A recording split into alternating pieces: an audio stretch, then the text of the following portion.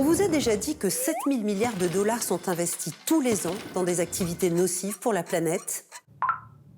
Que les 3 premières banques françaises, BNP Paribas, Crédit Agricole et Société Générale, ont chacune une empreinte carbone supérieure à celle de tout l'Hexagone. Et qu'en 2023, les catastrophes naturelles ont entraîné 250 milliards de dollars de dommages dans le monde. Bonjour et bienvenue dans Plan B, l'économie autrement.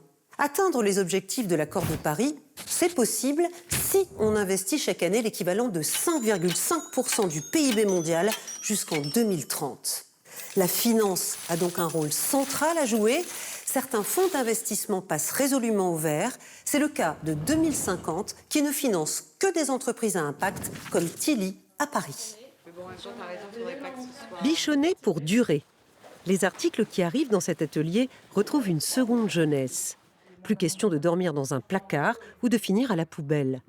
On reçoit ici des pantalons, des chaussures, des sacs, tout ce qui va être textile et cuir qui vont avoir besoin de réparation et de seconde vie. Ici, c'est vraiment un hub pour les commandes de nos clients.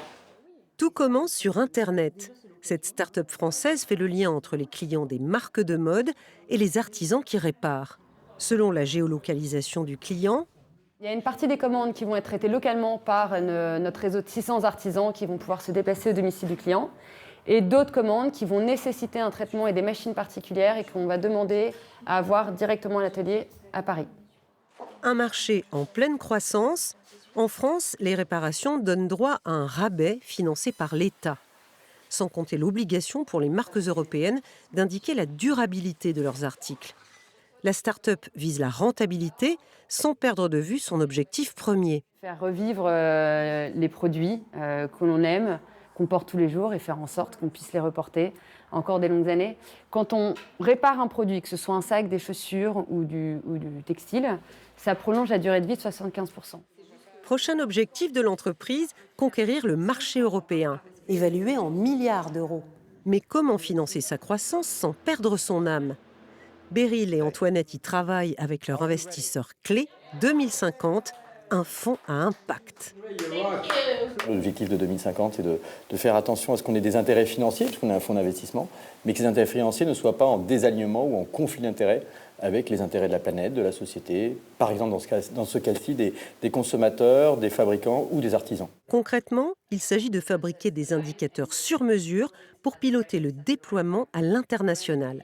En finance, on parle souvent des KPI, Key Performance Indicators. Nous, on a ajouté à ça un autre ensemble qu'on appelle les KPIs, c'est les Key Alignment Performance Indicators, donc des indicateurs d'alignement. Donc on regarde la performance sociale de l'entreprise, sa capacité par exemple à inclure des populations différentes, mais également les performances environnementales. Créé en 2018, 2050 n'est pas un fonds comme les autres. Il n'a pas d'actionnaire et s'inscrit dans le temps, 99 ans pour financer des activités vertueuses, contre 10 ans pour un fonds de capital risque habituel. Les entreprises sont donc accompagnées sur le long terme, mais comment rémunérer les apporteurs de capitaux ? On a construit un modèle de fonds qui est patient, mais qui, tous les ans, à partir de 5 ans, redonne un rendement à ces investisseurs de manière à pouvoir les faire patienter. En clair, diversifier les placements ou récupérer très progressivement sa mise pour ne pas déstabiliser les entreprises financées. Les gestionnaires du fonds ont également aligné leur propre rémunération. Plus l'entreprise est profitable, plus c'est un succès financier, mais aussi plus elle va avoir d'impact environnemental et social, plus nous, on gagne d'argent. C'est ça l'alignement. Marie Ekeland dit vouloir financer un futur fertile, un futur où entreprises, investisseurs et planète seraient alignés.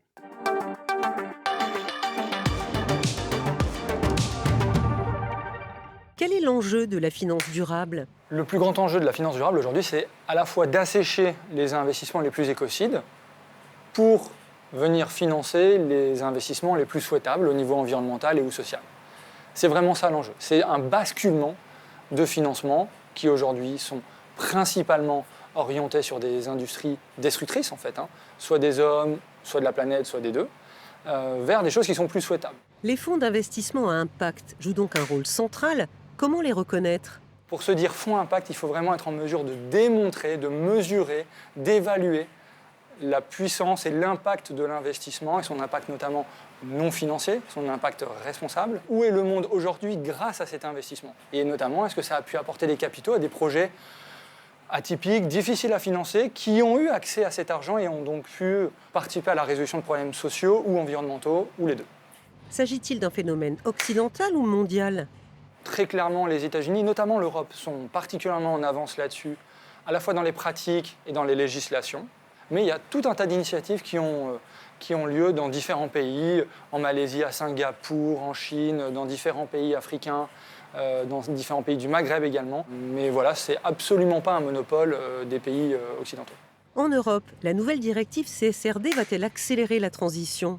Les forces de la directive CSRD sont déjà de mettre les entreprises européennes au travail et dans cette direction de venir comptabiliser leurs effets environnementaux et sociaux. Néanmoins, c'est relativement insuffisant parce que c'est une obligation de venir déclarer et non pas faire. Ça oblige de faire une photo, mais pas forcément de régler les problèmes que la photo viendrait révéler. On se quitte, mais pas pour longtemps. Pour retrouver tous nos plans B, rendez-vous sur le site de France 24, Facebook, X et sur mes pages LinkedIn et Instagram. Prenez soin de vous. Salut!